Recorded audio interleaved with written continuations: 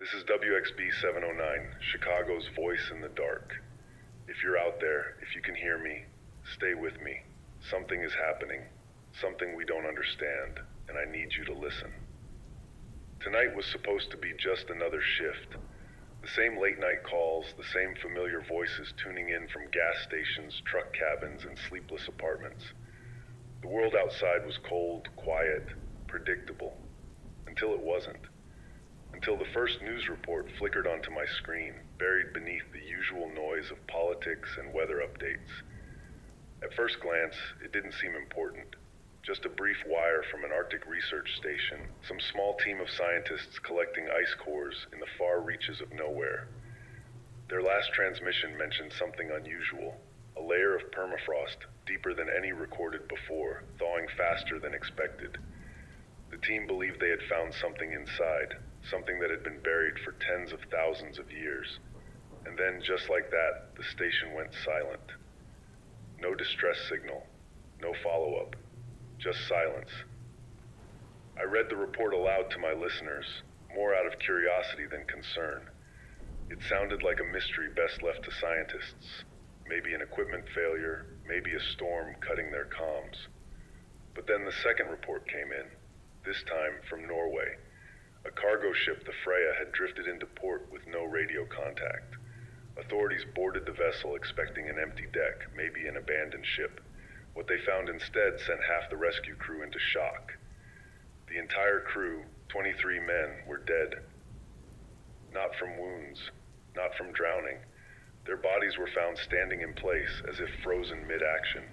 Some with hands reaching for radios, others collapsed over control panels, their mouths open as if in the middle of a scream. The medical report described a thin layer of frost, not from the ocean air, but from within.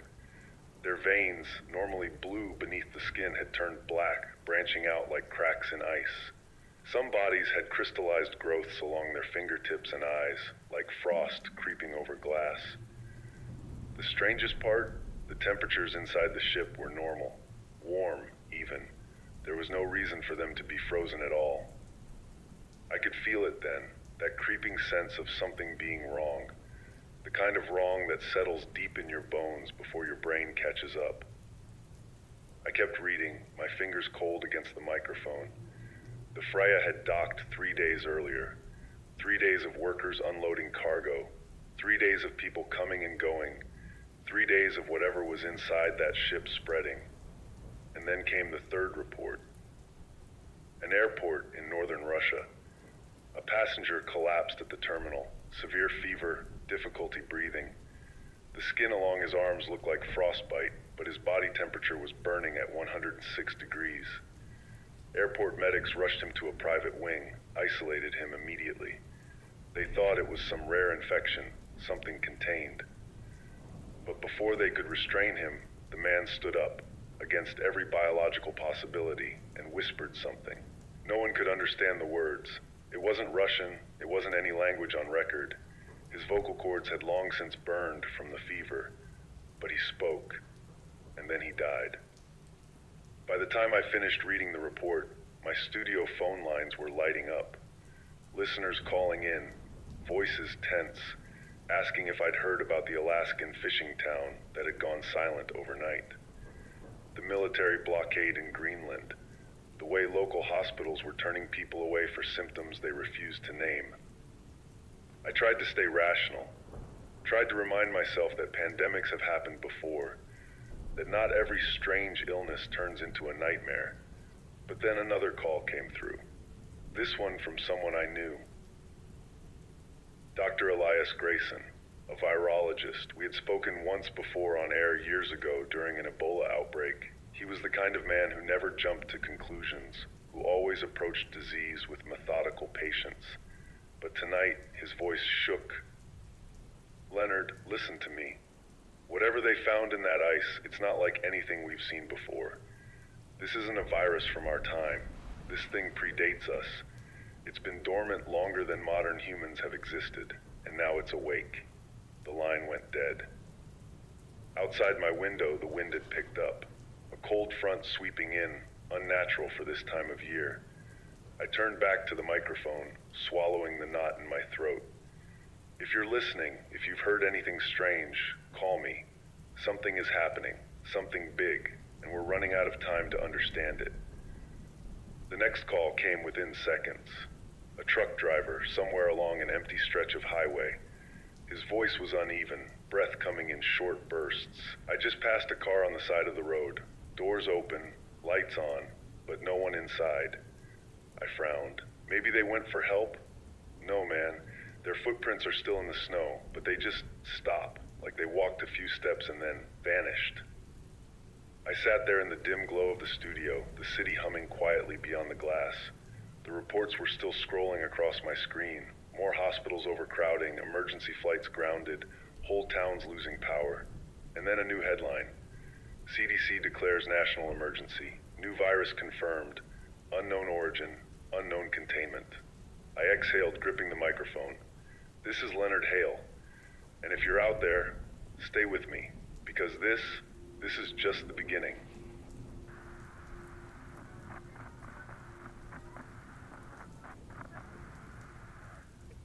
This is WXB 709. If you're listening, I need you to stay with me. The situation is changing faster than we can track, and I don't know how much longer we'll be able to broadcast. But I'll keep talking for as long as I can, as long as there's someone out there still listening. The last hour has been a blur of breaking news, phone calls, and voices drenched in fear. The reports aren't slowing down. If anything, they're coming in faster, closer, more personal.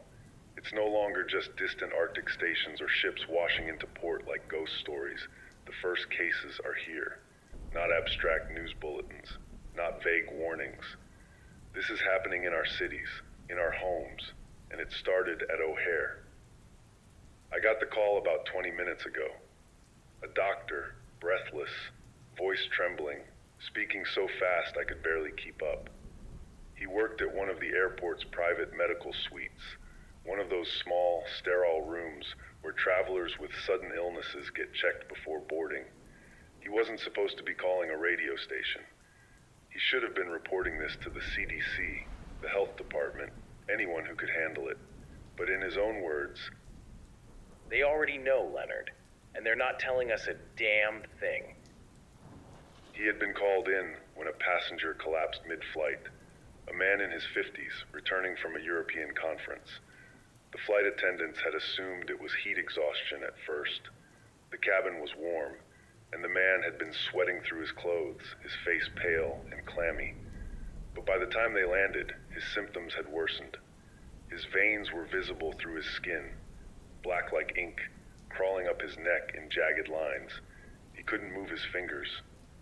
He couldn't blink. His breath was visible, like he was exhaling cold air in a warm cabin. They carried him off the plane, rushed him into an isolated wing of the terminal. By the time the doctor arrived, the patient's body temperature had risen to 108 degrees, a temperature that should have left him delirious, convulsing at the edge of organ failure. But he wasn't. He was sitting up, eyes open, and he was whispering. The doctor leaned in, thinking the man was trying to ask for help, but the words weren't English, weren't any recognizable language. The voice was too low, too distant, like a frozen echo pulled from somewhere else. He wasn't even looking at me, the doctor said. He was staring at the wall, at nothing, like he was listening to something I couldn't hear. The monitors flatlined, the man died sitting upright, and then he exhaled, not a normal breath. Not the final deflation of lungs shutting down. The room plummeted in temperature. The walls frosted over in seconds, a fine layer of ice spreading out from the man's body. The other doctors scrambled back, one slipping on the frost-covered floor. The air smelled sharp, metallic, like frozen iron. The dead man turned his head. Not a spasm, not a death twitch. He turned, slowly, deliberately, and smiled. The doctor calling me was one of the few who made it out before the lockdown. He was still in his car, parked outside the airport, hands shaking against the wheel. I could hear the sirens behind him, the distant voice of an emergency alert repeating over the intercom. They're not letting anyone out, Leonard. Not just the passengers. The staff too. Even security. They're sealing the whole terminal. And then, quieter, as if speaking the words aloud made them real. That was just one case, the first confirmed one in Chicago, but it's happening everywhere. The calls are pouring in, each one worse than the last. A nurse in Denver, panicked, her voice cracking, told me her hospital received 3 patients with hypothermic symptoms despite being pulled from warm apartments. One of them started whispering in a language the nurse didn't recognize, and when she backed away, the woman grabbed her wrist with impossible strength. The nurse swore she felt something crawl beneath the woman's skin, something moving under the surface, like shifting ice. Another caller, a truck driver from Minnesota, said he passed a rest stop full of abandoned cars. Doors open, engines running, but no people. The snow around the vehicles was untouched, except for a single set of footprints leading away from the lot. And then came the Texas call. A woman, terrified, sobbing, her voice barely above a whisper. She had found him standing in their backyard, barefoot in the grass despite the cold. He had a fever of 106 degrees, but his skin was cold to the touch. He didn't respond when she called his name. He just stood there, staring at the sky. When she tried to pull him inside, he finally spoke. "It's waking up," he said. Then he turned to face her, and his eyes were completely black. The call cut out. I don't know what's worse, the horror unfolding in real time, or the silence from the people who should be explaining it. The CDC has issued a travel lockdown, but there are no details. Airports are shutting down. Highways are being blocked by unmarked military vehicles. The news is looping the same vague statements, warning of a severe viral outbreak of unknown origin, but refusing to provide symptoms, transmission methods, or anything that might actually help people understand what's coming. Meanwhile, the reports from the Arctic keep disappearing. The original station, the one that first detected the thawing permafrost, hasn't sent a transmission in over 48 hours. No one knows if the team is dead, missing, or being silenced. What's clear is that this isn't a normal virus, and it's not stopping. I've covered outbreaks before. I've reported on flu seasons, vaccine shortages, even the early days of COVID when the world still thought a lockdown was impossible. But this doesn't feel like an outbreak. It feels like something older, something that was never meant to be disturbed. People aren't just getting sick, they're changing. And the ones who disappear, they're not running. Something is calling them. I don't know what happens next. I don't know how long we have before this city, before all of us, become another breaking news headline. But I'll keep broadcasting. I'll keep telling you the truth for as long as I have a signal.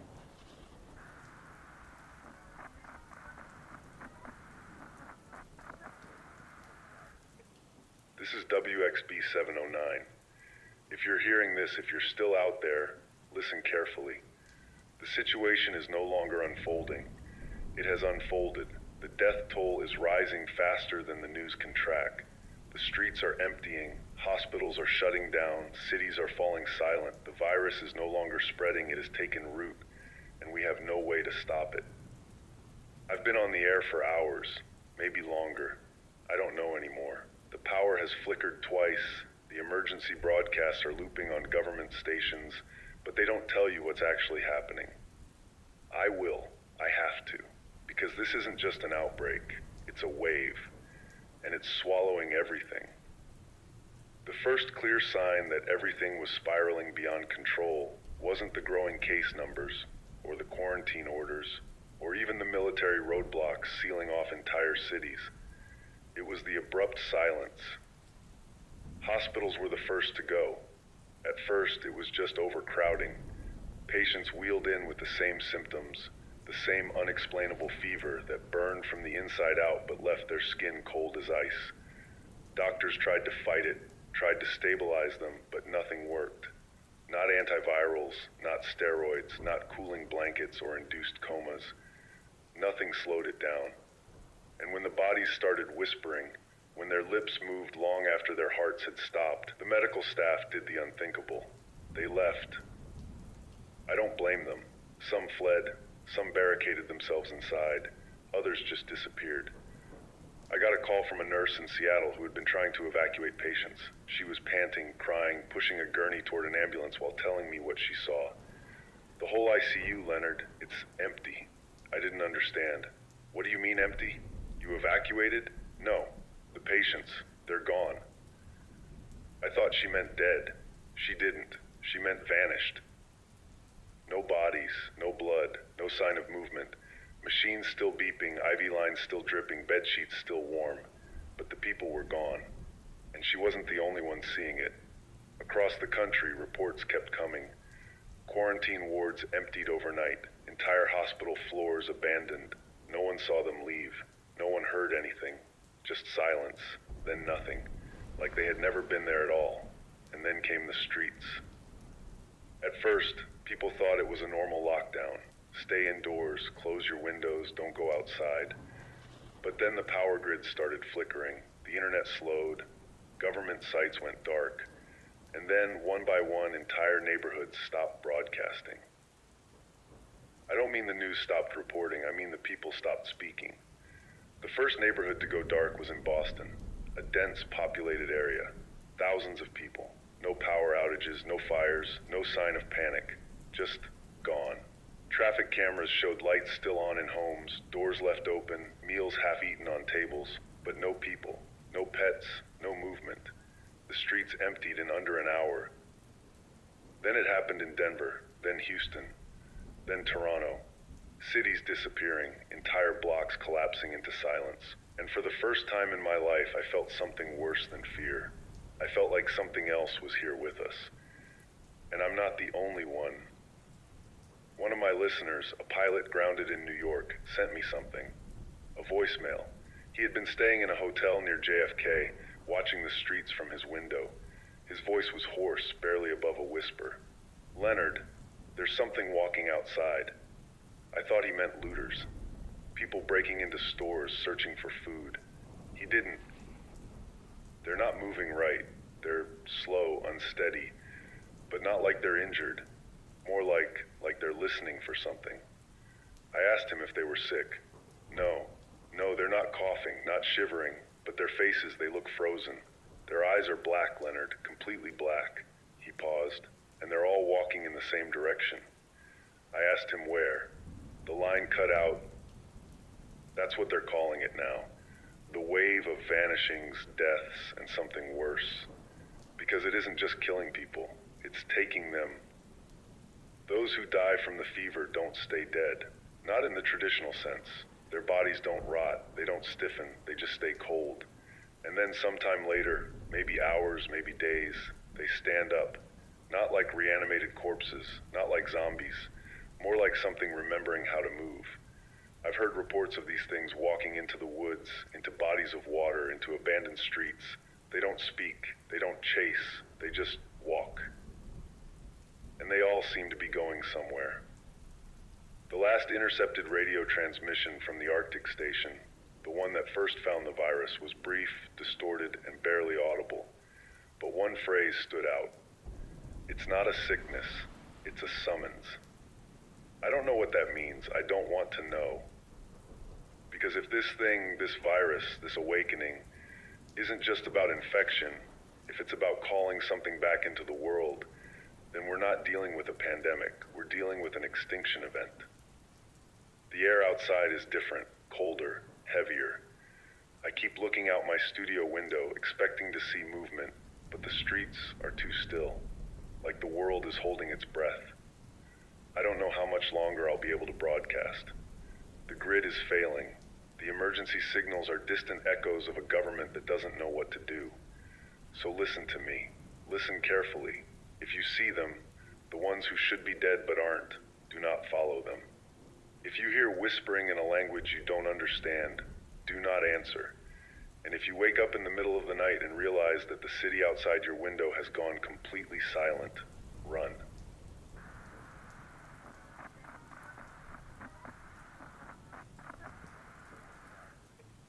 This is WXB 709. If you're listening, if you're still out there, then you already know. You felt it in your bones, in your breath, in the ice creeping up your windows.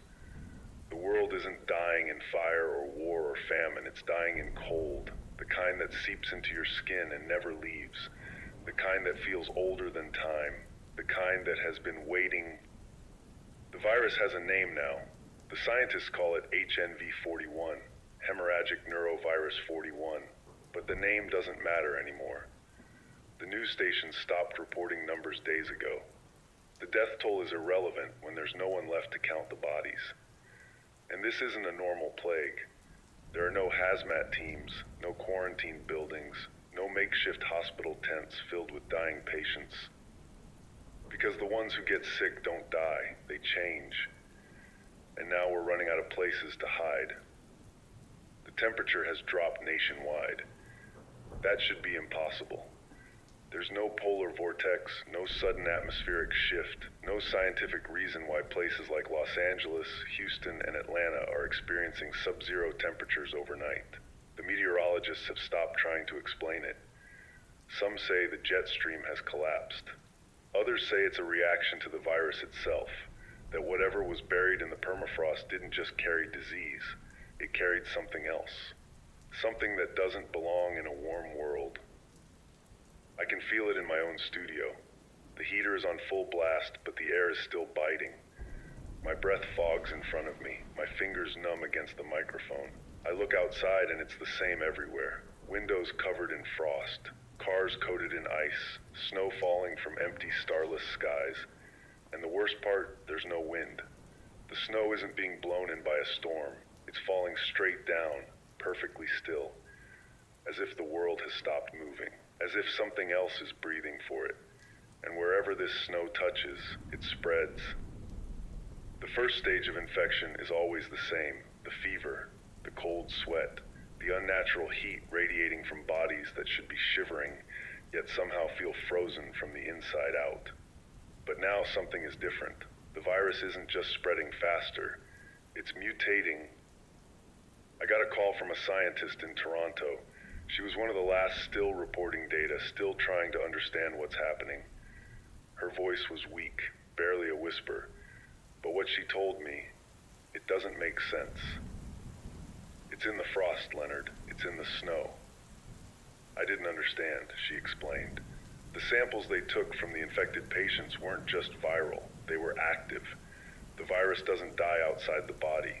It survives in the ice, in the air, in the very cold that's swallowing everything. That means we can't stop it. There is no vaccine, no cure, no treatment.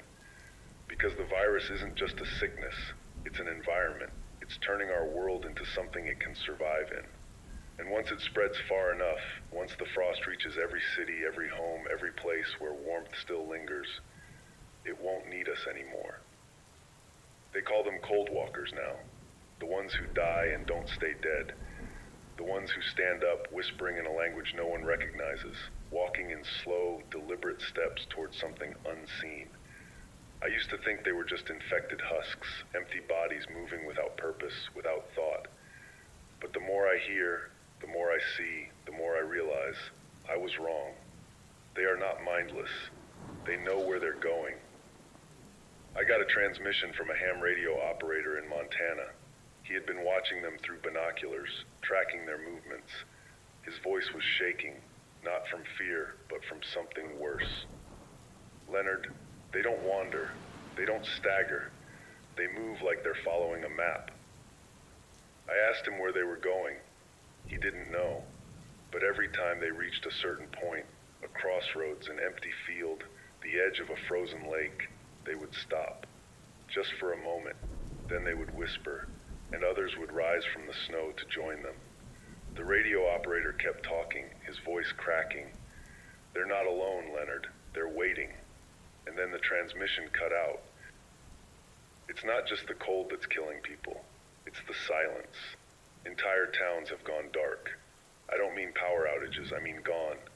No bodies, no signs of struggle, just empty streets, half-eaten meals on tables, cars still running with doors open. I had a caller from Michigan, a teenager who had been hiding in his house after his parents got sick. He told me he hadn't seen another person in 2 days. But at night, he would hear them. The whispers outside his window, the sound of crunching snow, slow footsteps stopping and starting. "They're looking for something," he said. I asked him if he had seen anyone leave. He said no. But then he said something that made my blood freeze. "It's not that they leave, Leonard. It's that they hear it. And then they just walk outside." I didn't understand. They open the door and just go, like they know exactly where to go, like something's calling them. I told him to lock his doors, to barricade his windows, to stay inside no matter what he heard. He promised he would. I haven't heard from him since. The virus is no longer infecting, it's claiming. This isn't a pandemic, it's an awakening. The ice was never just a prison, it was a barrier. And now that barrier is breaking. The whispers are growing louder. The ones who vanish aren't missing, they've just gone somewhere else. Somewhere we can't follow. And soon, there won't be anyone left to resist.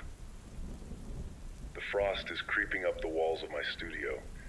The air is heavy, thick with something that isn't just cold, it's ancient. I keep thinking I hear something outside, a voice, a whisper. But when I look, there's nothing. Not yet. I don't know how much longer I have, how much longer any of us have. So listen to me. Listen carefully. If the frost reaches your door, do not go outside. If you hear something, whisper your name. Do not answer. And if you wake up to find that the entire world around you has gone silent, it's already too late. This is Leonard Hale, WXB 709. If you're still listening, if you're still out there, hold on. Stay warm, and whatever you do, don't let the winter take you.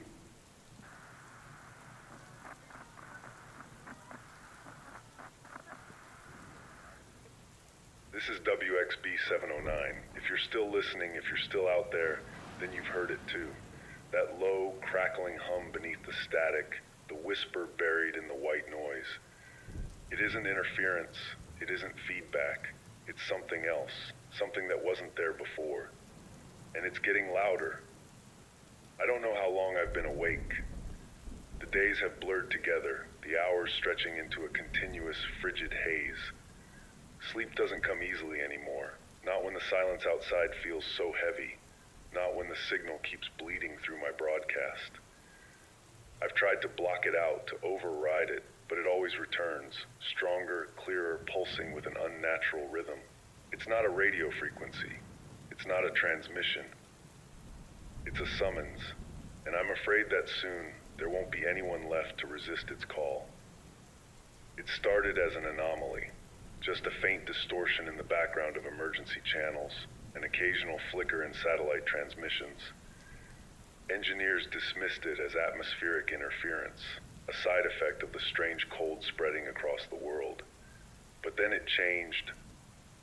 I first noticed it during my own broadcast, a break in the static, like something trying to push through, trying to be heard. At first it was just a soft hum, barely perceptible beneath my voice.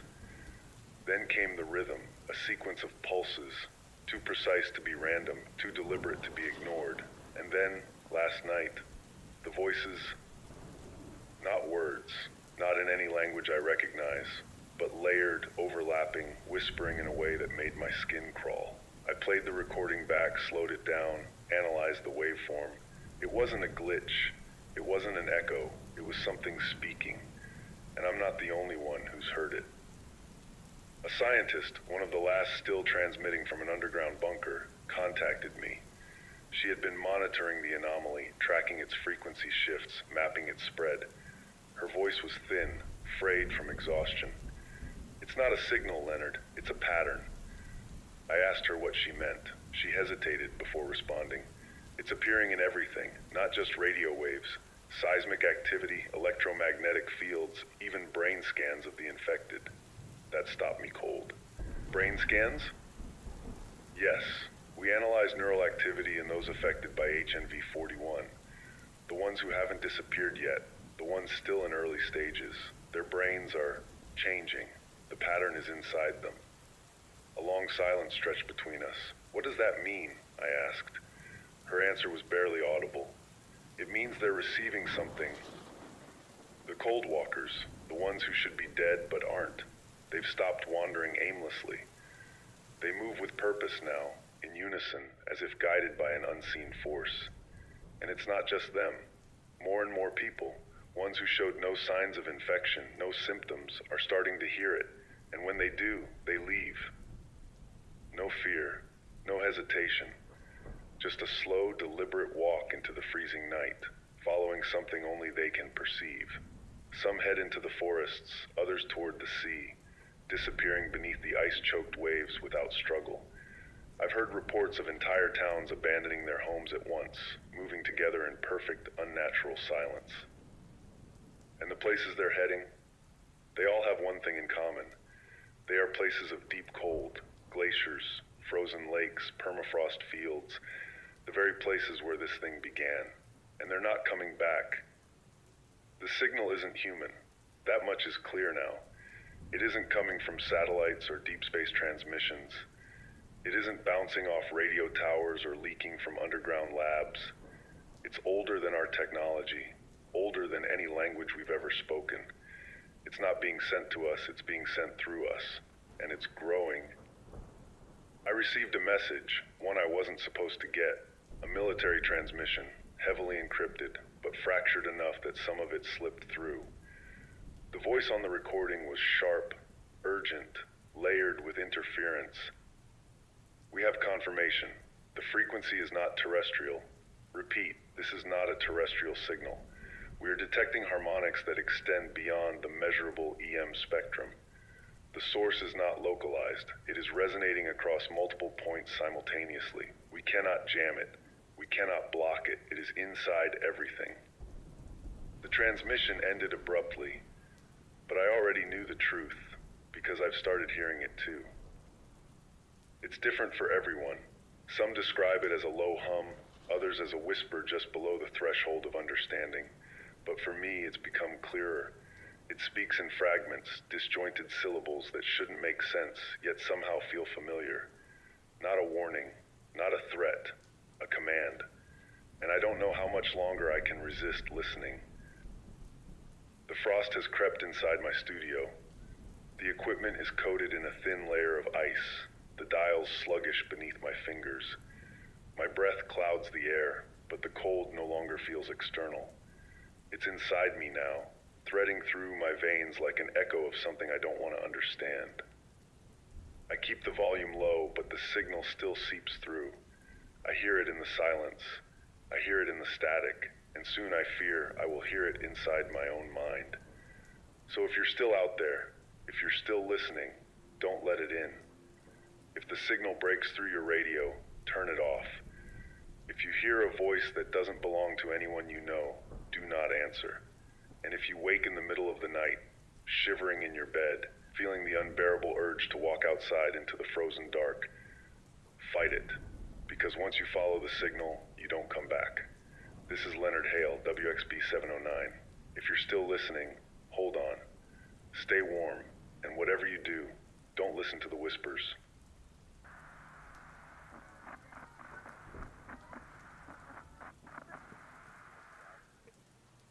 This is WXB 709. If you're still listening, if you're still out there, then you already know. The snow hasn't stopped, the cold hasn't eased, and now, the sky itself has turned against us. The storm has arrived, and it is unlike anything we've ever seen before. I can hear it even now, beyond the walls of the station, a low, groaning wail, as if the wind itself is alive. The air is thick with ice, the snow falling in slow, deliberate sheets, too heavy, too dense, almost as if it isn't made of water at all. It glows in the dark, faintly blue, shimmering like something ancient and wrong. And it isn't just falling, it's growing. The streets are no longer streets. The buildings are no longer buildings. Everything is being swallowed by the frost, encased in crystalline layers that stretch higher and thicker with each passing hour. Roads are disappearing. Cars, homes, entire cities are vanishing beneath the ice. And beneath it all, something moves, slow, methodical, patient. We thought the virus was our enemy. We thought the cold walkers, the disappearances, the whispers in the static were the worst of it. But this storm, this thing, it is not a symptom. It is the final stage. Satellite images are gone. Not corrupted, not lost, erased. The cloud cover is too thick, too unnatural, a roiling blanket of frozen dark stretching across continents. The storm has no discernible center, no pattern of movement. Meteorologists can't track it. Pilots can't fly through it.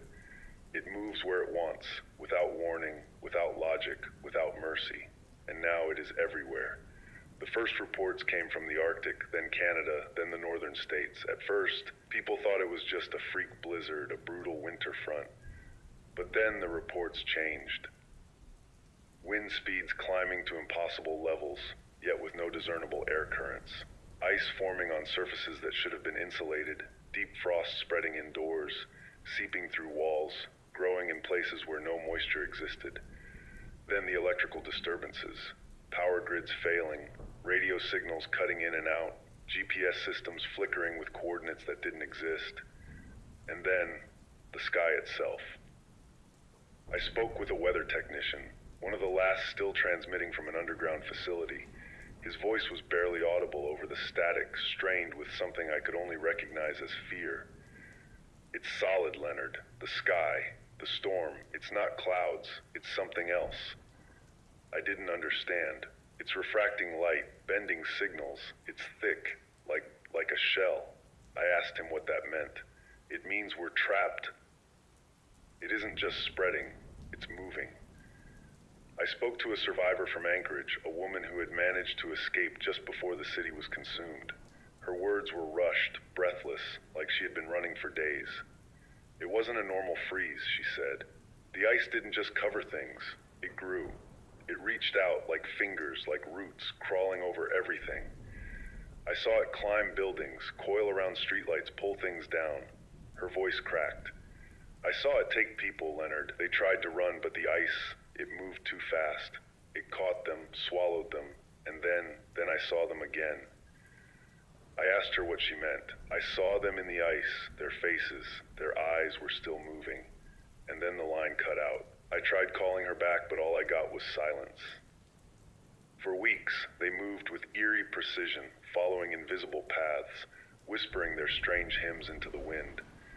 But now they have stopped. They stand still, scattered across frozen cities and abandoned highways, their heads tilted slightly upward as if listening to something we can't hear. Some are kneeling, others are standing with their arms outstretched. A few have begun carving symbols into the ice, intricate spirals and jagged lines that seem to glow in the dark. I don't know what they're waiting for, but I think the storm isn't just a storm. I think it's a door, and it's about to open. Underground bunkers were supposed to be our salvation, places where the cold couldn't reach. But the reports coming in tell a different story. I got a message from a military facility in Wyoming, one of the last active strongholds. The soldiers there were confident, well supplied, shielded from the worst of the frost. But 2 nights ago, something happened. The temperature inside the bunker plummeted. Frost formed on the steel walls, creeping inward from nowhere. The generators failed. The heating system stopped working. The men tried to hold out, wrapping themselves in thermal gear, lighting fires in the hallways. But then, one by one, they started hearing it. The whispers. The radio transmission I received was broken, barely intelligible, but the last words I heard before the signal cut out will haunt me forever. We're not alone down here. The ice, Leonard, the ice is moving. And then silence. I tried reaching them again. There was no response. I can feel it now. The pressure in the air, the static crackling along my skin, the deep, unnatural cold pressing against the walls of the station. The windows are coated in ice so thick I can no longer see outside. The roof groans under the weight of the frost. The storm is here, and I don't know how much longer I can keep broadcasting. The equipment is failing. The lights flicker. My breath comes in ragged gasps, clouds of white hanging in the air. I can hear something moving in the walls, a slow creeping crackle like frost crawling toward me. And beneath it all, the signal is stronger than ever. The whispers are no longer distant. They are here, right behind me. If you are still listening, find heat. Burn everything you can. The cold is not just a temperature. It is a force, a hunger, a living thing that is consuming the world piece by piece. Do not listen to the whispers. Do not answer the voices in the static. And if the ice begins to grow inside your home, if you see the frost moving on its own, run. Because when the storm fully settles, when the last of the warmth is gone, whatever was buried in the ice will no longer be asleep. This is Leonard Hale, WXB 709. If you're still listening, hold on. Stay warm. And whatever you do, do not let the cold take you.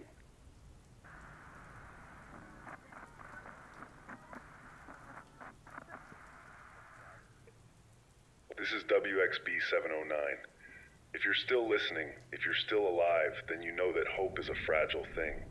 It flickers, wavers, struggles to hold on against the wind. And right now that wind is screaming. The storm has swallowed everything. The ice is deeper, thicker, alive in ways we still don't understand. The sky remains sealed, the sun a distant memory, and the whispers, they are closer now. But I'm still here, and if you can hear my voice, then so are you. And that means we still have a chance. I don't know how many people are left. Cities have gone dark, transmission signals are failing. One by one, the voices on emergency channels have disappeared, leaving nothing but static in their wake. DC is gone, not just overrun, erased. The last message I picked up from the Capitol wasn't a distress call. It wasn't a cry for help. It was resignation. We're cold, so cold. The snow isn't melting, not even fire touches it. We should have never drilled that deep. And then, nothing. I tried to reach the western states to find someone, anyone, but all I found was a repeating broadcast from an abandoned outpost in Colorado. A scientist's voice, weak and trembling, repeating the same words over and over. The ice is not from here. The cold is not natural. We have to go under. We have to go deep, below the frost, before it takes everything. And then, just before the signal cut, one last sentence, spoken in a whisper, barely audible over the howling wind.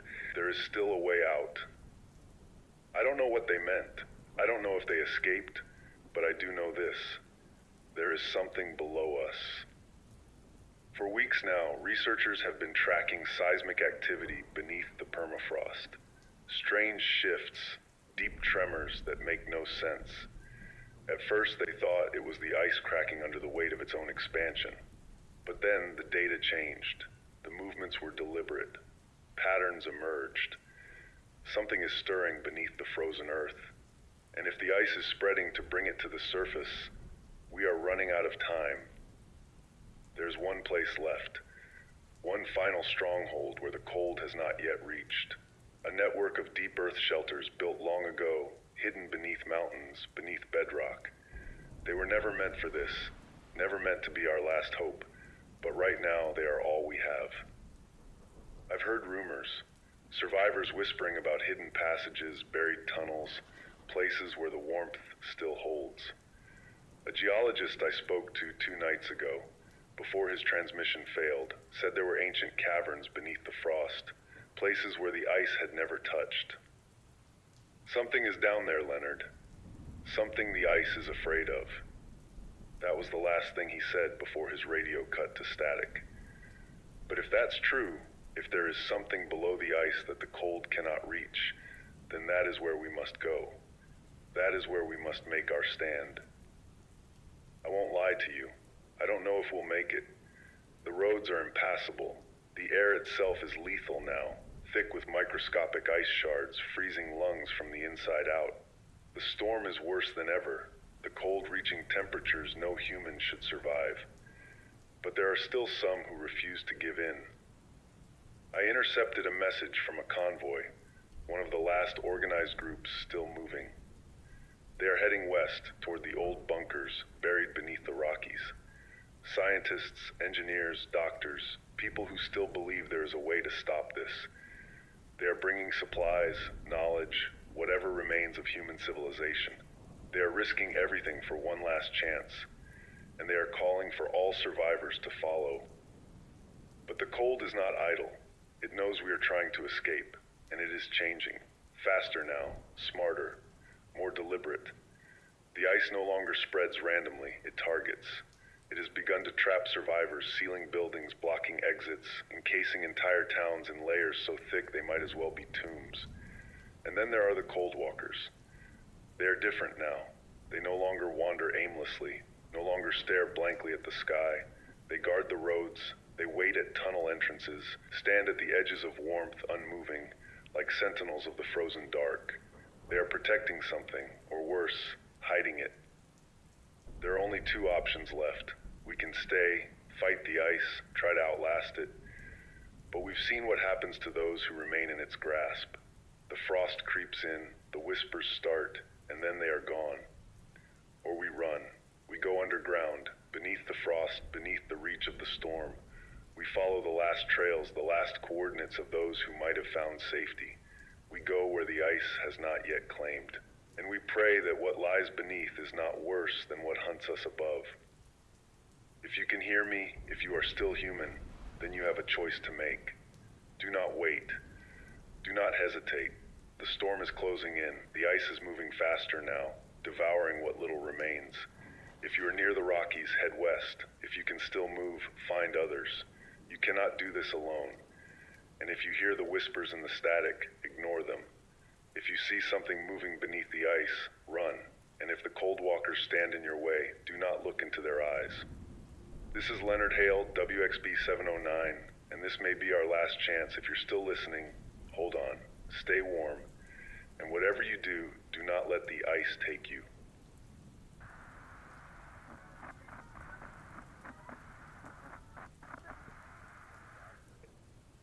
This is WXB 709. If you're still listening, if you can still hear me through the static, then you need to know. We are not the only ones broadcasting anymore. The signal war has begun. For weeks I have been speaking to you, calling out into the storm, holding on to this fragile thread that connects us across the frozen dark. But now the signal is corrupted. There is something else on the airwaves, something pushing back, drowning out my words, twisting my voice into something I did not say. The ice is not just taking the land, it is taking the air. And if we lose the radio, if we lose this frequency, we will be truly alone. It started last night. The broadcast had been steady, the generator holding out against the cold. I was speaking, reading a message from a survivor who had made it to the tunnels beneath Denver, when my own voice interrupted me. Not an echo, not a delay, a different version of my voice. They won't make it, it said. They were never meant to make it. I stopped talking. My hands froze on the controls. Then I heard it again, this time laughing. The frequency spiked, meters jumping wildly, static crackling through my headset. The entire room flickered with a deep humming vibration, as if the very air was being rewritten. Then the voice returned. You are wasting your breath, Leonard. It knew my name. The broadcast cut out for exactly 13 seconds. The power dimmed. The emergency lights flickered. And when the transmission returned, when my voice came back, it was saying something else entirely. They belong to the ice now. Let them go. That was not me. That was not my voice. But someone, something, was using it. And I was no longer the only one speaking to you. I've spent the last 24 hours tracking the interference, mapping the frequencies where the signal is being overridden. It isn't random. It follows the storm. Wherever the ice spreads, the voice follows. First, it was just whispers buried in the static, distorted fragments, broken transmissions. But now it is full sentences, full commands. Survivors are hearing things that were never said. There is nothing left. Stop running. The tunnels are a trap. Stay in the cold. We are waiting for you. And the worst part, it is working. The last safe zones are vanishing.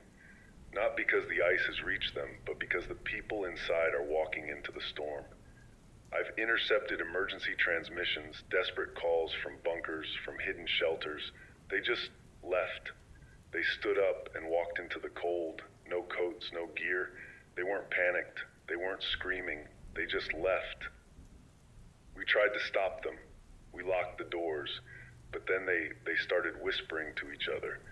I don't know what they were saying. I don't think it was English.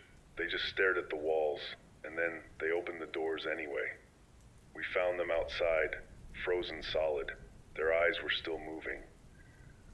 Whatever is speaking through the airwaves, it knows us. It understands us, and it is using the one thing we still had, the radio, to turn us against ourselves. It's not just me anymore. The interference is spreading, corrupting other stations, other signals. Shortwave frequencies are filled with false broadcasts, loops of my own voice repeating phrases I never said. Some are subtle, small distortions, little changes in wording. Others are different. There are full conversations between voices that do not exist. There are screams in the static, layered beneath calm reports of weather patterns that no longer apply. There are stations broadcasting numbers, long strings of sequences that survivors have started repeating in their sleep. And then there is the song. I don't know where it started. I don't know if it was ever a real song, but it plays now, faintly, beneath every stolen transmission. A low, droning hum. A melody without lyrics, without a pattern, shifting, bending, sinking with the storm. I heard someone humming it in their final transmission. I think they didn't even realize they were doing it. I am fighting back. I have changed frequencies, altered transmission bands, increased signal power beyond safe limits. I have fought against the static, overridden the corrupted messages, burned out equipment just to keep my words pure. But the ice is adapting. It is pushing harder. The false broadcasts are more frequent, the distortions more convincing. I heard a message from someone claiming to be a scientist in one of the underground bunkers, but I knew she was dead. I had spoken to her days ago, and she had been taken by the frost. And yet there she was, calm, logical, telling survivors to stay put. We have found a way to survive the cold. Do not go underground. Do not go west. Stay where you are and wait for further instruction. That was not her. That was not human. And I know people listened. I tried to counter the message, tried to override it, but for 3 full minutes, I was locked out. My signal was jammed. My voice was gone. And when I returned, the voices in the static were laughing. If we lose the radio, we lose everything. It is the only thing keeping us together, keeping us human. I do not know what will happen if the ice fully controls the airwaves. I do not know if we will still be able to think, to fight, to be ourselves. But I do know this, we are at war. A war for thought. A war for the last fragile thread of hope that connects us. And if we lose this, we lose everything. If you can still hear me, if you are still yourself, then listen carefully. Trust only the words you are certain of. If the broadcast sounds different, if the message feels wrong, if the voices tell you to give up, do not listen. Stay moving, stay warm, stay human. And whatever you do, if you hear your own voice saying something you don't remember saying, turn off the radio. This is Leonard Hale, WXB 709. If you're still listening, fight. The battle isn't over yet.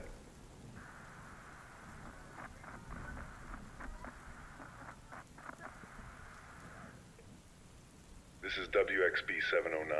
If you're still out there, if you can still hear me, we won. The ice is melting, the sky is clearing, the cold is retreating. I don't know how many of us are left. I don't know how many heard the truth before the static consumed them. But I do know this, we are still here. Humanity is still breathing, still fighting, still alive. The frost did not take everything. And now, for the first time in what feels like centuries, the sun is rising again. It happened so suddenly. One moment the storm was everywhere, thick and endless, walls of ice pushing forward, swallowing what little remained of civilization. The next, silence. No wind, no whispers, just stillness. For a long time I thought it was another trick, another attempt to lure us into the open, to pull us under before the final collapse. But then I saw it, a crack in the frost, not spreading outward, but retreating inward. The ice was breaking apart, and beneath it, the world was still alive. I don't know if we destroyed it, or if it simply let go. The convoy heading west, those last survivors, those last scientists, those last desperate believers in something beyond the cold, they made it. They reached the deep tunnels, the forgotten bunkers buried far beneath the mountains. And when they did, when they cracked open the last sealed chamber, something changed. I picked up their final transmission hours before the ice began to retreat. "We found it," a woman's voice said, weak but triumphant. "It wasn't what we thought it was." A pause. "It wasn't here to destroy us." Another pause. "It was trying to protect us from something worse." Then static. The last words before their signal vanished. We set it free. And then the thaw began. For so long we thought the cold was trying to consume us, that it was an ancient force, a prehistoric virus clawing its way into the modern world to reclaim what it had lost. But that was never the truth. The ice wasn't just spreading. It was sealing something away, something beneath it, something it had been holding back for longer than human history. And when we broke through, when we disturbed what was buried, the ice had no choice but to fight. Not to destroy us, but to contain what we had unleashed. Then somehow, somewhere in the depths of those tunnels, they found another way. They found the truth, and they freed it before it was too late. Whatever was hidden beneath the permafrost, whatever the ice was trying to hold prisoner, it is gone now. And with it, so is the storm. I saw the sun today. I had forgotten what it looked like. At first, it was just a thin break in the clouds, a weak glow bleeding through the mist, but then it grew. And for the first time in months, I felt warmth. The frost is receding, the air is changing. The ice that once coated every surface, that once swallowed every building, every road, every last trace of what we built, it is melting. I stepped outside for the first time in weeks. The radio tower was half buried, the equipment barely functional. But the sky was blue again, and the whispers, gone. I am not alone. The first voices broke through the static this morning. Real voices, human voices.